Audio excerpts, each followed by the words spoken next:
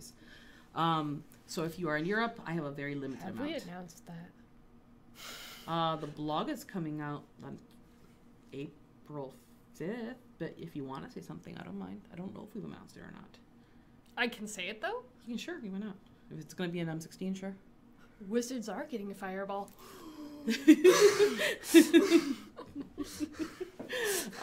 No, I'm very excited about it. And lightning bolt. Who doesn't like to throw a fire in the face? We won, yeah. Alright, welcome back everyone. Garland here, bringing you another Neverwinter video.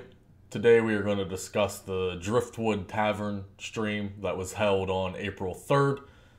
As per normal, it was an about an hour-long stream. We're going to go over any of the highlighted points that, of course, went on through that hour.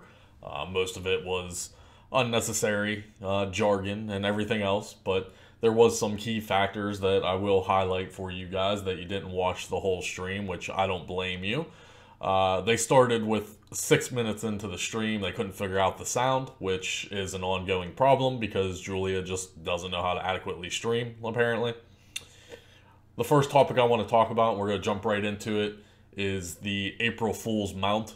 We all logged in on April 1st, which of course is April Fool's Day. And of course, we were troll-a-lol-a-lol. Everyone summoned their mount to find out that it had been replaced with a temporary mount with just the horse head on a stick, which is an old-time toy. Some of you might not even be old enough to realize that that was actually a legitimate toy, back in the 70s and maybe even the 60s and 50s. I'm not exactly sure. I'm not that old, but it was an old-timey toy. You would, give this to your child, and he would ride around pretending that he was actually on a horse.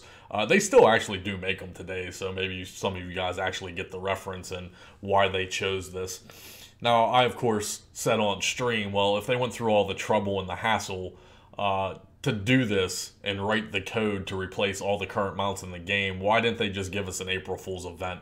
They could have simply did a 3-day event or something where you collected some kind of currency to turn in for an actual mount skin, a permanent mount skin. That was the big issue, and that's what they brought up in the stream, is that so many people really enjoyed that mount skin that they are thinking about implementing it in eventually. So what that tells me is that maybe next year, maybe next April Fool's, that mount might be in the game. I don't think they're going to introduce it anytime soon. And the reason, Julia's reasoning behind this was obviously that the entire team is focused on Mod 16. They're ramping up for the launch of Mod 16. So it made more sense to just, throw in temporary coding. But like I said, if you're gonna do that, why not just go the extra mile at that point and give the players what they want? This is the kind of stuff that the players want. This is what we want. We want more new, fresh events. We want new things in the game. So yeah, I would have liked to seen that been a permanent mount, even if it was a silly login once a day, do a very minor quest, collect the currency, and then after like 3 days or however long the event would be, you would be rewarded with that mount skin. That's exactly what players want. We want more dungeons, we want more content, we want new, fresh events. So from a coding aspect, don't try to tell me that just changing all the code for every mount in the game to a temporary mount for 1 day, you couldn't go the extra couple hours to toss some kind of silly event. Please, please don't try to confuse intelligent people. It's not going to work like that. So I don't want to harp on that too long, but they did troll us, boys. They did troll us. So, you get one of these. Wizards are getting a fireball. Yeah. Tell me more about the fireball, please, Chantel. Tell me more. Moving right along. As we did mention, they are ramping up for the release of Mod 16, which, of course, if you haven't heard, is April 23rd for PC. Now, they did touch on that all their launch dates are subject to change, right? It's not a concrete launch date. However, every time they've ever announced a mod, it's always been that day. They have never pushed it back because they have to meet deadlines, which Julia also stated. They have to meet deadlines, and I've told you guys this numerous times. It doesn't matter how broken the content is. She even went over to say, you know, they have a, well, she used the word as trauma system or triage. I think she used the word triage, which is obviously a medical term. But she uses the triage system as, oh, well, this bug needs to be fixed, obviously, before this reaches live because it's highly important. Well, now we have this bug over here that's not important, so we can just, you know, brush that under the rug, and after the mod is released, maybe a week down the road, this will get fixed. And then you have very minor bugs, well, 2 weeks to a month after the mod's released, well, now we can finally get to that. That's a bunch of bullshit. That just blatantly tells your entire community that you are 100% okay releasing content in your game that is broken. It doesn't matter if it's a minor bug, it doesn't matter if it's a major bug, it's still a bug. You are releasing content that you do in fact know that's broken because you have to meet your deadlines. I've been telling everyone this for years, and it's never going to change. Cryptic has to meet their deadlines. They have to meet their profit margins. It's a business. So they're going to push that content out mod 16 regardless of what it looks like. And they're going to slowly patch it through the next several months. I mean, we still have bugs from mod 10, guys. Look at Fangbreaker Island. Druffy has been broken since mod 10's release. And we're coming up on mod 16. No excuses. This is why Cryptic is a subpar company and will always be a subpar company. And they openly admit it, which just, I can't even fathom that. How you can just openly admit, yeah, we suck. We're going to release our broken content to you, sheep. And you sheep are going to fucking play it anyway, right? So, there's that. The next thing, which is the hot topic, and this has a lot of people fired up, and I knew it was going to happen, and I tried to tell a lot of people that it was going to happen. And I'm referring to the Enchantment exchange that was on preview server, where they're overhauling mod 16, so everyone is trying to adjust their statistics and their enchantments. Well, they're giving us the option to exchange our old enchantments for basically any enchantment we want. Now, I was telling people, I was like, this is way too good to be true. This is most likely going to change to some kind of binding system. Which, hey, guess what, guys? It did. If you exchange an enchantment in mod 16 to the vendor, the one you get back is going to be bound. You will no longer be able to sell it or do what you will. It is going to be bound to you. And I knew that was going to happen. That's another scheme on how to control the economy. And I told you guys up front, even when I saw that enchantment exchange on the preview server, I said, there's no way this is going to happen. I said, they're going to implement this where when you turn this in, the result is going to be bound. And I had a lot of hatred for that, you know, and people were like, you're an idiot, Gar, you don't know shit about shit. You know, this is something good that they're finally giving us and blah, blah, blah. Well, you know what? Joke's on you. I told you it was going to happen. It did happen. It's Cryptic. I've been seeing this for the past 5 years. I know how the company operates. They're not going to do anything to benefit the player. And this is just another halt on the economy. So if you want to exchange your enchantments, by all means go ahead, but I will not take part in that. I'm not dumb enough to do that. I will simply get a whole new set of enchantments if I so need to, and either level them up or buy them or whatever. But if you want to take advantage of that system, the exchange system will be there. Just be very cautious that any investment that you have on your character right now is dead, basically. If you turn those enchantments in, you have no return on investment. Right, Julia? Trying to explain ROI? Yeah, okay. Wizards are getting a fireball. Moving right along. Another thing that I couldn't even fathom. I couldn't even believe Chantel said this on an open public stream. I could not believe she did this. This just shows how experienced she is as a systems designer, and shouldn't be on a community stream. This is why Julia needs to be the community manager and interact between the community and the developers and designers. The designers should never be talking to people because you have slip-ups like this that I honestly don't think is going to get much outrage, but I'm not stupid, so of course I'm going to talk about this. Chantel basically said, direct quote here, that the Barbarian is Astriadol's baby. AKA Doug. His name is Doug.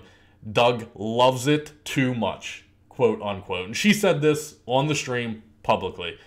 And it's no secret that the Barbarian is getting 100 times more focus than pretty much any other class right now. So you have Mod 16 doing a whole complete class overhaul, but you have the system designer that loves the Barbarian so much, and his focus is basically 100% on the Barbarian. Which you can see. If you go to the forums and you look at the preview threads, the Barbarian has 75% more dev interaction on the Barbarian than any other class thread. So you have a handful of system designers, right? It's a very small team. There's a very small team working on this big ass overhaul for class designs. And you have the lead guy, or he's not the lead, I'm sorry. I believe Jared is the lead systems designs. But you have Doug, Astriadol, that is focusing all of his attention on one class. And you're going to try to tell me that Mod 16 is going to bring class balance? Mod 16 has been on preview coming up on its 5th week right now, and the Warlock has not even been touched. They've done very minor changes to the Warlock. Now, you guys know that I main the Warlock, so this is an outrage to me as a Warlock player that you have a system designer that doesn't give two shits about my class, but he cares about the class that he plays most likely and loves. What the hell is that shit, dude? And I don't know if it was caught by anyone in the stream because there wasn't a lot of outrage on it, but there should be. You have a systems designer saying this, and that's why that the system designer shouldn't be interacting with the community, because you have slip-ups like this that make your entire team look like a bunch of complete morons. You got no worries over here trying to balance all the other classes, which he can't do. Like I said, the Warlock is getting absolutely no attention whatsoever. She also said that Jared loves the Rogue, right? What the hell is going on over there, man? You have Mod 16, you want to overhaul your whole system, and you're talking about class balances, but your freaking team is focusing on one or two classes, and all the other classes are getting left in the dust. And then you wonder why there is community outrage and so much hatred right now. This is why this is a joke. And you have a systems diviner, aka Chantel, who openly admits that. She stated that on a public stream. It's just a complete joke. So that's the next point right there. And here's another one of these for you. Wizards are getting a fireball. Just unbelievable, guys. It really is. Finally, let's move on. It was asked in the chat. Some random guy in the Twitch chat asked if it was possible to maybe get celebrities to actually do commercials to promote Neverwinter, to bring in, you know, more viewership and more sales, etc., etc. And this is where Julia explained her ROI theory. And Julia's response was, well, it costs a lot of money to get high-tier celebrities like that, right? There's big-name people out there that play Dungeons and Dragons. Dungeons and Dragons has come a long way since the 80s, right? We were all a bunch of basement fat-ass dwellers, and we were shunned from society. Well, now Dungeons and Dragons is huge. You got all these freaking hipsters playing it. You got it's a whole different crowd now. It's a whole different ball game, dude. You got people out there like Critical Role that are, you know, raising millions of dollars to make an animated series. It's a whole different scenario from 30 years ago, man. And you got Julia saying that, you know, it costs too much money to get celebrities to actually promote the game. And she talked about, you know, the return on investment and the ROI. You know what, Julia? What do you know about business? Honestly, let me see your portfolio. Do you know anything about ROI and return on investment? First of all, if Cryptic did decide to hire any top tier actors or personalities in the Dungeons and Dragons scene, first of all, that's a tax write-off. So that money isn't even an issue here. But my biggest issue is What about the numerous content creators that you've had for the past 5 years? What about me? How much viewership have I pulled into the game? Not only on Twitch, but my YouTube videos. How about Cali Gold, who still actually supports your company? I don't know how he does, but he does. Right? Cali Gold's a very optimistic person. He's an older gentleman. That's probably just how he lives his life. He's very optimistic about the game. How have you not supported any of your content creators in 5 years? You know why your Twitch viewership is so low? Because you can't comprehend how big of a platform Twitch is. And Cali Gold mentions this numerous times. He talks about this numerous times, how big of a platform Twitch is and how Cryptic Studios will not utilize it. And they need to. You have a lot of good, solid content creators out there that drive traffic to your game, and all you have to do is work with us. You don't have to, bringing any high-name celebrity in is obviously going to be a lot better than us because they have a bigger following. They're famous, you know, no one knows me. I'm some fat, bald guy on the internet, dude. But when it comes to Neverwinter, people come, right? And I just don't understand why the company doesn't embrace how big of a platform not only Twitch is, but YouTube. And there's numerous content creators out there. Cali Gold, Nova, me, Unforgiven. I could go on, and it's just frustrates me, if anything, if that's the word I'm looking for, I guess, frustration, because the company isn't willing to work with us, and there's no reason not to. So that's what I wanted to cover on that aspect of it, I guess.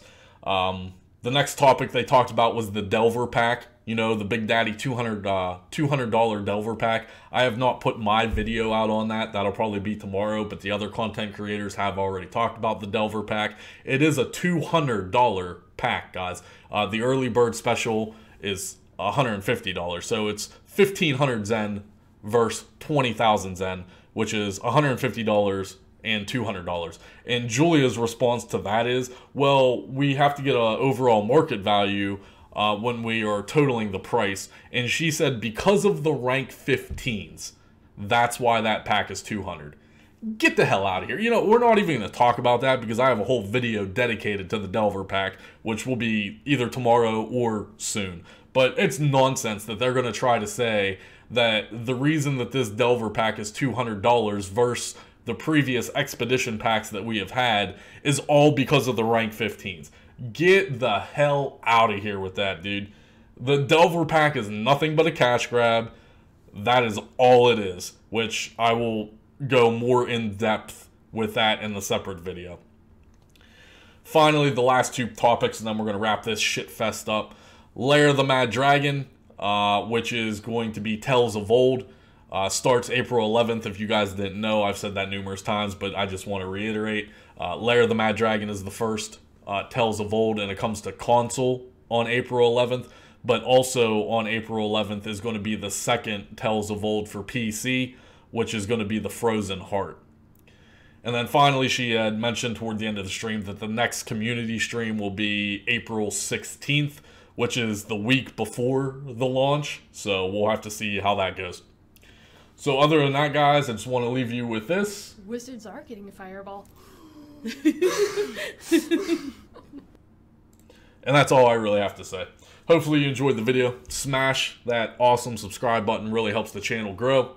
Go ahead and leave a rating if you so choose. Leave me a comment below. Let me know how you guys feel. I'll see you guys in the next video as always.